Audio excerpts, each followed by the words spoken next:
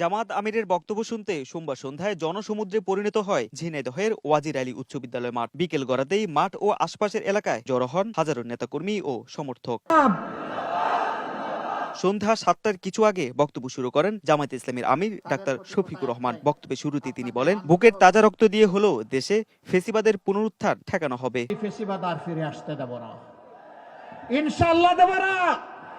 বুকের রক্ত দিয়ে তাড়িয়েছি, কেউ আবার আসতে চাইলে বুকের রক্ত দিয়ে তাদেরকে রুখে দিব ইনশাআল্লাহ। সরকার গঠনের সুযোগ পেলে লুট হওয়া অর্থ উদ্ধার করে রাষ্ট্রীয় কোষাগারে জমা দেওয়ার অঙ্গীকার করেন তিনি। দাবি করেন, সঠিক নেতৃত্ব পেলে মাত্র 5 বছরেই বদলে যাবে বাংলাদেশ। আমরা আপনাদেরকে কথা দিচ্ছি, আল্লাহ যদি আপনাদের বুটের সমর্থনে আমাদেরকে সেই জায়গায় পৌঁছান, যারা আমাদের টাকা চুরি করেছে, জনগণের টাকা চুরি করেছে, ওদের পেটের ভিতরে হাত ঢুকাইয়া সেখান থেকে বের করা হবে ইনশাআল্লাহ। এ টাকা ফেরত এনে রাষ্ট্রীয় কোষাগারে জমা দিয়ে দেশের এবং জনগণের খেদমতে এই টাকা ইনশাআল্লাহ ব্যয় করা হবে। এ সময় জনগণের ভোটাধিকার রক্ষার কথা তুলে ধরে ডাক্তার শফিকুর রহমান বলেন, ভোটের উপর কারো কালো হাত পড়লে জনগণকে সঙ্গে নিয়ে তা প্রতিহত করা হবে।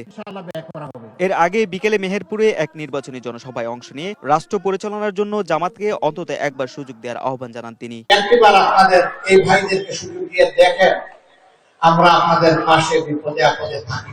পরে চুয়াডাঙ্গা টাউন ফুটবল মাঠে অনুষ্ঠিত আরেক জনসভায় জামাত আমির বলেন, ক্ষমতায় গেলে জনপ্রতিনিধিদের নিয়মিত সম্পদের হিসেব জনগণের সামনে তুলে ধরতে বাধ্য করা হবে। পাশাপাশি কর্মসংস্থান সৃষ্টি ও নারী নিরাপত্তা জোরদারে কার্যকর উদ্যোগ নেওয়ার প্রতিশ্রুতিও দেন তিনি। 24-এর 5 আগস্ট যেমন একটা বিপ্লব হয়েছিল, আবার 26-এর 12 ফেব্রুয়ারি একই ধরনের আরেকটা বিপ্লব ঘটাতে হবে। এদিন সকালে কুষ্টিয়া শহীদ আবরার ফাহাদ স্টেডিয়ামে জনসভার মধ্য দিয়ে খুলনা বিভাগের 4টি জেলায় নির্বাচনী প্রচারণা শুরু করেন ডাক্তার শফিকুর রহমান। 54 বছরে দেশটাকে কামড়ে একেবারে তছনছ করে দিয়েছে।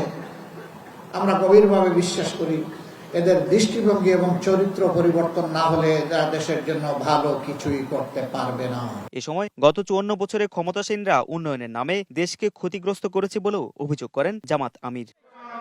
প্রচারণার পঞ্চম দিন আজ দেশের দক্ষিণ পশ্চিমাঞ্চলের 4টি জেলায় নির্বাচনী জনসভায় অংশ নেন জামাত ইসলামীর আমির। এসব জনসভায় সরকার গঠনের সুযোগ পেলে কর্মসংস্থান সৃষ্টি, শিক্ষা, স্বাস্থ্য, কৃষি খাতে টেকসই উন্নয়ন এবং চাঁদাবাজি ও দুর্নীতিমুক্ত রাষ্ট্র গঠনে প্রতিশ্রুতি দেন ডাক্তার শফিকুর রহমান। তারেক মাহমুদ সুজন, দেশ টিভি।